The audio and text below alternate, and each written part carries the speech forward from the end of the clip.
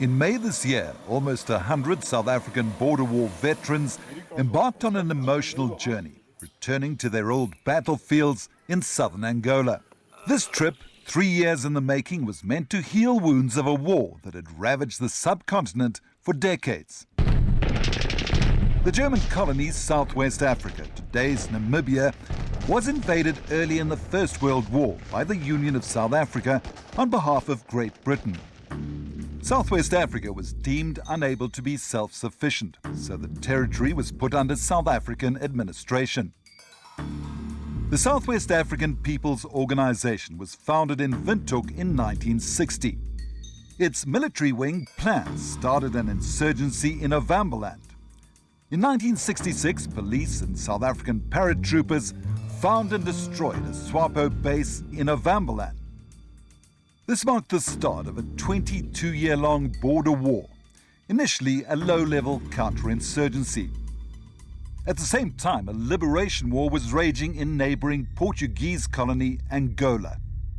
The conflict spiked into a heated civil war between the three liberation movements in Angola when a coup in Portugal culminated in Angolan independence in 1975. South Africa, initially backed by the USA, sided with the FNLA and UNITA. They came up against vast numbers of Cuban troops and Soviet equipment that had poured into the country. The proxy war became a hot spot of the Cold War. When America pulled out, South Africa withdrew from Angola. The Soviet-backed MPLA came into power. Now SWAPO could establish bases right on the border with Southwest Africa. The FNLA disappeared. Jonas Savimbi's UNITA continued their struggle, but now against Marxist FAPLA. War raged until 1988, culminating in massive battles around the town of Quito Carnaval that finally led to a peace treaty between South Africa, Angola, and Cuba.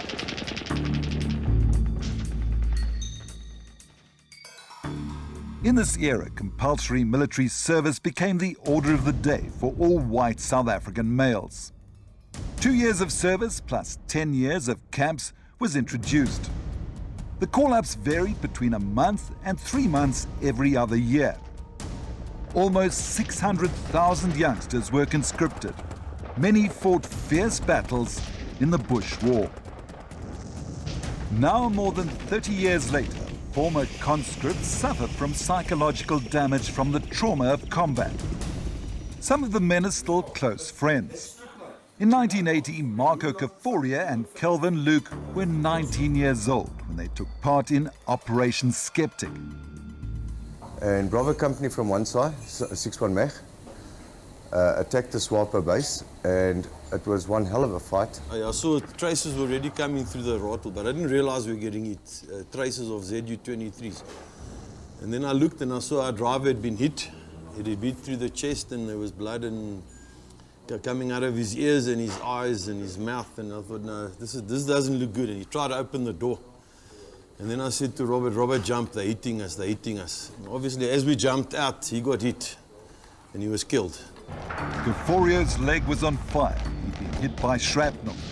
He was bleeding as he tried to reach his buddy. As it turned out, was already dead. I stood up and my mind just freaked. And I saw a tail gunner coming around the corner from a Pfeiffer, and he said to me, Kaforia is land ek en hulle rescued op jou. And I was standing and the AK rounds were hitting the rottle, and I just couldn't believe that this had all happened, you know. So I went and I said to Van, he was still on his knees, and I said, waar is die ons? He said, almal's dood. And 2 survivors came running towards our rottle, Marco Kaforia and Van der Pfeiffer. So we started running, and then, I don't know, as I say, time just wasn't there, my mind wasn't there, both of our minds. And this guy obviously took pot shots at me with the AK, and I saw 3 flashes, and I felt that something had just skinned my knee. So he actually just hit my knee, but like scratched it, you know. And then our van pushed me away, and he shot the enemy. He fell while he was running towards us, and I got out to our rottle, and I ran and went and fetched him, picked him up, and took him back to our rottle. And at the same time, these guys in the rottle were just looking at me because I think they were all in shock what had happened. And as I was busy looking, they hit us again with 14,5s.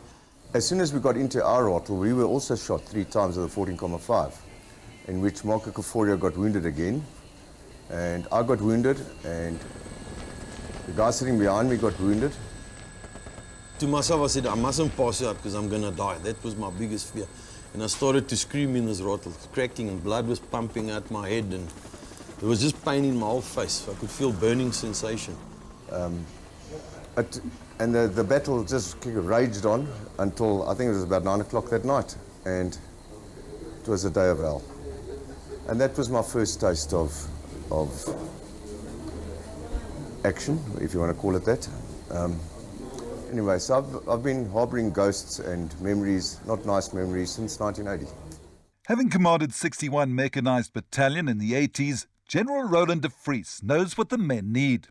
If you look at soldiers and you look at veteran soldiers, especially after 30 years, 30 years after the war ended, the guys seem to come together and they want to reminisce about the war, and they want answers. So it's important for them to get together, to go to the places where they had fought, to sit around a campfire in the evenings and talk about their experiences. I find that it's quite emotional. You have extremely emotional moments where the guys just start crying when they talk about this. Johan Boysen was a 19-year-old rifleman when he ended up in southern Angola. I think all conscripts coming out of Angola, it feels like a piece of your life you've left behind, and I went to try and find mine again. In 2015 we did the trip on motorcycles, and it brought me back to my inner self again. With his daughter Tammy, Boysen's 2015 trip was to painful ground zero for him, Quito Carnival. He befriended Angolan General Fernando Mateus. Because somebody bring the doctor and the camp of a hole before. Não pode ser uma pessoa. He's not a bad person. We became friends. We had communications from Angola to South Africa, and decided that the step forward is to try and get the guys that was there to do the same as what I did, bring them back in volume and make the trip count. It took Boysen and Mateus 3 years of planning and discussion. Last month, 84 South African veterans in 26 vehicles crossed the border. The veterans were pleasantly surprised by the warm welcome they received from the Angolans. An Angolan media contingent followed the entire tour. Carla Kativa, the administrator of border town Katwitwi, personally greeted the visitors. Local residents performed a welcoming dance. It was the first time many veterans ever met Angolans socially. For the veterans, this was in stark contrast to their previous incursions into the country. I went on this tour for some personal healing, maybe. Not maybe, for sure. And it certainly helped me with my ghosts of the past. And it was the most wonderful thing that I've done for myself, for all the PTSD I have. And it was a healing process, and it worked. The hand of friendship even reached former Russian advisor to the Angolans, Andrei Polikhanov. Many months ago, I think Roland wrote on his Facebook page that they are preparing this trip, and I jumped in, asking for the permission to join it and to visit the places that I went to 35 years ago. We've already established a closeness with our former enemies, and what we experienced with our tour the last few weeks in Angola was really the people coming to the fore, rolling out the red carpet and sort of accepting us as friends, and we experienced major hospitality in people waiting for us in the major cities, from governors to administrators, and then former soldiers, old veterans, grey hair. They were just waiting for us, and they just extended their friendship to us, and it was quite emotional to experience this. Always wanted to get back to the brigade, so I went to Cuita Cannavale. In late September, I came to Cuita Cannavale and was attached to the 59th Brigade, but never came there because it was impossible. There were battles and we could, it was not easy to reach. In 1987, the Angolans launched a final assault on rebel UNITA strongholds, but they never got beyond Cuito Carnival. The South Africans stopped them in fierce and controversial battles. A face full of grace is looking at you. One of the veterans made symbolic metal trees to remember all the soldiers who had fallen in the Bush War. They saw that we were sincere at Cuito, that we didn't come there with an agenda, but we came there as friends, and that we wanted to extend our hand out to them and show them what the South Africans are really made of, and that we're also there just as them to put the past behind us. Former foes gathered on the bridge over the Cuito River that was fiercely contested in 1988. A magnificent new bridge has replaced the old.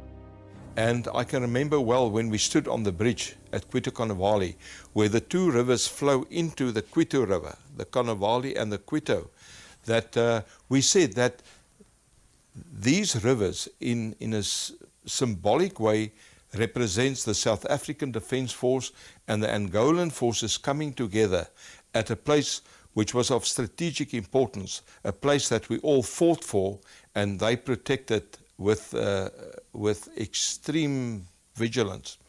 And how we said, it was a sort of a spontaneous moment where we said, the soldiers who had fought against each other are now brothers and sisters in arms.